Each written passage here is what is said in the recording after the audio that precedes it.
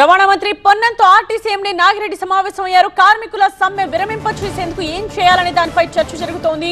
అర్ధరాత్రి నుండి సమ్మెకు తప్పదంటే ప్రత్యామ్నాయాలపై దృష్టి సారిస్తామన్నారు. ఆర్టీసీ జేఏసీ నేతలను చర్చలకు పిలవడంపై కాసేపట్లోనే నిర్ణయం తీసుకోబోతూ ఉన్నారు. కార్మికులను గుండెల్లో పెట్టి చూసుకుంటామంటున్నారు మంత్రి పొన్నం.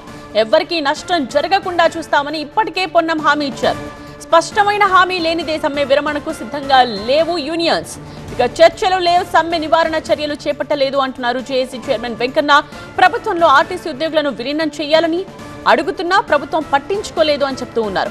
ఆర్టీసీని ప్రైవేట్ కు అప్పగించే కుట్రలు చేస్తున్నారు అన్నారు వెంకన్న.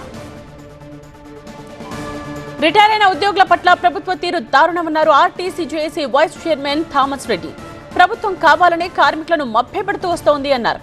ఇక సహించేది లేదు, తమ డిమాండ్లు నెరవేర్చేంత వరకు వెనక్కి తగ్గమన్నారు. ఎన్ని మేము టికెట్లు ఇచ్చినామో ఆ టికెట్ల డబ్బు ఎంత, మీరు ఎంత ఇచ్చిండ్రు, సోనియా గాంధీ బర్త్డే నుంచి ఈ రోజు వరకు వాటి లెక్క చెప్పాలని చెప్పి ప్రభుత్వాన్ని అడుగుతా ఉన్నాం. రెండవది, దీని పేరు చెప్పి ఇవాళ మీరు ఎక్కడ బడ్జెట్లో డబ్బులు పెట్టలే, మాకు నెల నెల రావాల్సిన రియంబర్స్మెంట్స్ ఏది కూడా మీరు ఇవ్వట్లేదు. అట్లాగే 13 ఇప్పుడు 9 సంవత్సరాల నుంచి రిటైర్డ్ అయిన కార్మికులకి సెటిల్మెంట్లు లేవు, రిటైర్డ్ అవుతున్న వాళ్ళకి డబ్బులు లేవు, పిఆర్సీలు ఇస్తున్నారు, పిఆర్సీలు లేవు. కాబట్టి మీరు పెట్టిన 6 డిమాండ్ల మీద మీ స్టాండ్ చెప్పాలి.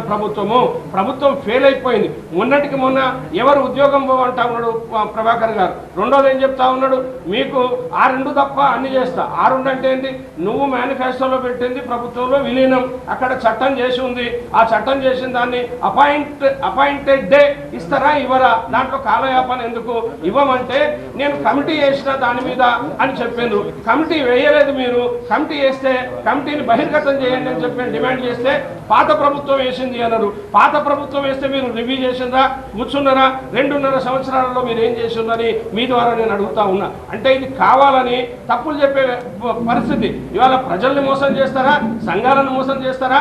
మరి ప్రజలకు ఏం జవాబు చెప్తారు అంటే చెప్పే పరిస్థితి లేదు. కాబట్టి ఇవాళ రిక్రూట్మెంట్ లేవు, తర్వాత పదోన్నతులు లేవు. ఇవాళ మీరు జేబీఎం కంపెనీ అట్లాంటి కంపెనీలకి కేంద్ర ప్రభుత్వ విధానాన్ని మీరు తీసుకొచ్చారు. మీ ఏ ముఖ్యమంత్రి కూడా కేంద్ర రాష్ట్ర ప్రభుత్వాలది చేయాలని కరెక్ట్గా లేదు. ఇలా లేబర్ కోడ్లు 4 ఉన్నాయి, ఇంప్లిమెంట్ చాలా మంది చేస్తలేరు. ఇవన్నీ కూడా ఎవరు చేయట్లేదు. ఈ ముఖ్యమంత్రి మాత్రం నేను తెలంగాణ రాష్ట్రాన్ని ఈవీ బస్సుగా మారుస్తే నీ ఖజానా నుంచి డబ్బులు ఇవ్వు, మీరు కొనియండి, ప్రభుత్వం కొనాలి, ఆర్టీసీ కూడా కొంత కొనుక్కోవాలని చెప్పి మేము అంటా ఉన్నాం. రెండోది, ఇలా ప్రభుత్వంలో విలీనం చేస్తే మీకేంటి బాధ?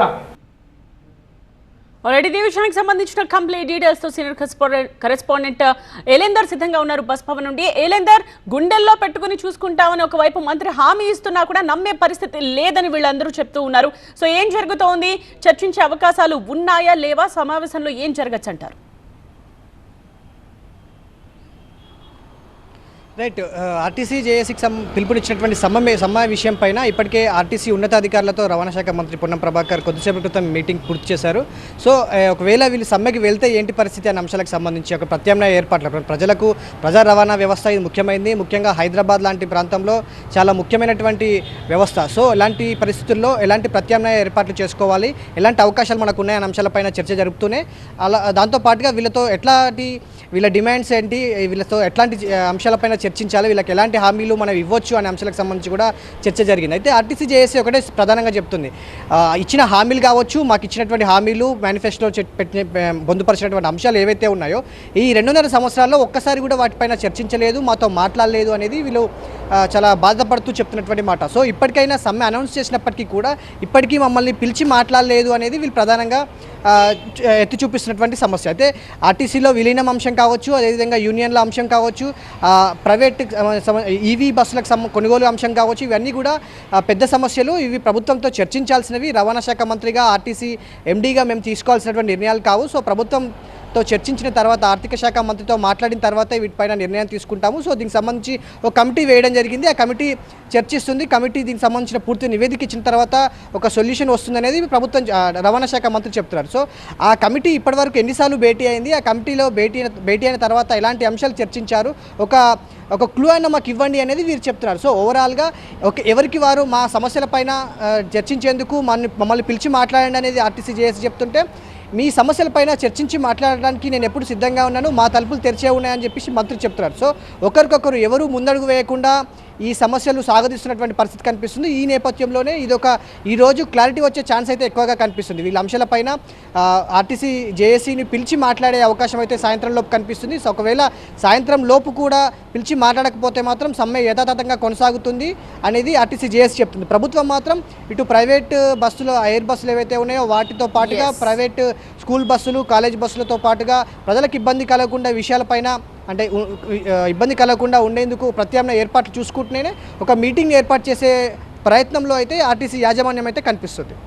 రైట్ ఎలెందర్.